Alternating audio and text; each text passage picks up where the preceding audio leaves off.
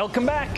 We're just 8 days out from Election Day, and the path for either presidential candidate to reach 270 electoral votes still really anybody's guess. Now, despite Biden's polling lead, there are a few routes through the battlegrounds that could fall in the president's favor. Pollster Justin Wallin joins me now to break it all down. Justin, great to have you here as always.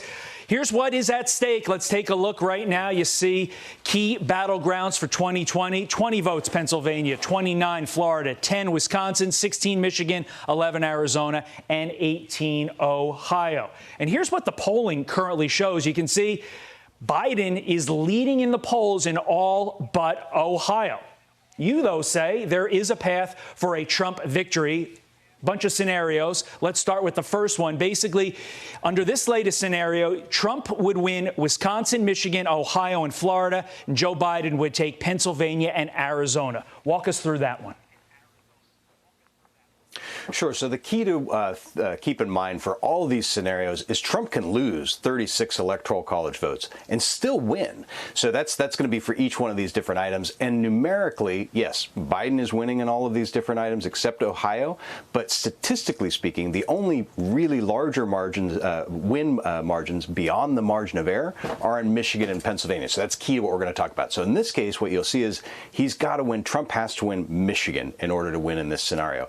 That's his most challenging space. Right. And yes, he's got to perform very, very well amongst rural voters, but he's also got to perform well amongst urban black voters. And he is actually exhibiting some strength among urban black males. So that's going to be very interesting to see. All right. I think this next one is a little bit more likely just because based upon the huge polling lead in Michigan, if I were to gander a guess, I would say Trump does not win Michigan. But under this scenario, too, President Trump would have to win Arizona, Wisconsin, Ohio, and again, Florida. That seems to be the linchpin right there. And under this scenario, Biden would win his sometimes home state of Pennsylvania, sometimes it's Delaware, and then, of course, Biden would win Michigan.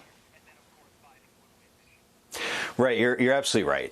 And Florida in all of these things is so important, not only because it was so close last time, but because it's early and there's so much voting that's going on there. So it's going to be a signal to all these other states, including Arizona, which is going to vote later. So how many people end up going to the polls may have something to do with what they see in Florida. And in Arizona, it's critical that Trump maintains the proportion of Latino voters that he got in 2016, which he actually did pretty doggone well with.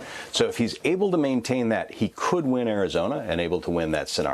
Now, we already know that there's so many states that are not going to require their ballots in by November 3rd. That's going to probably delay the results.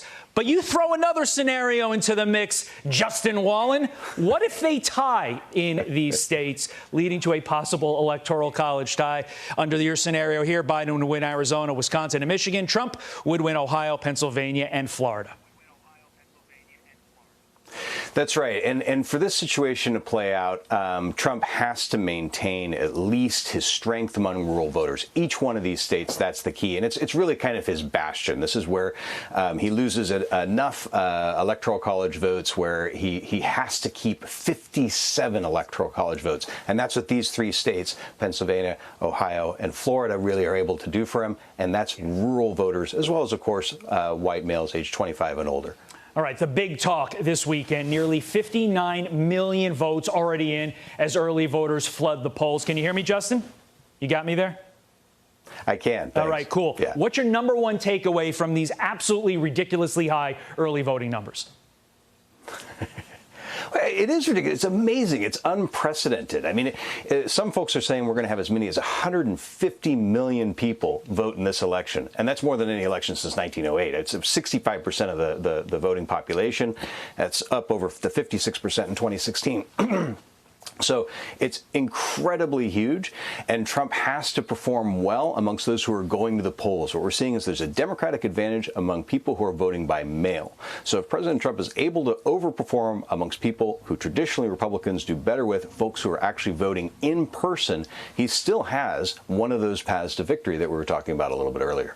Justin Wallin, we appreciate your time as always. Thanks for hanging out with you, me, and the touchscreen. Jillian, over to you.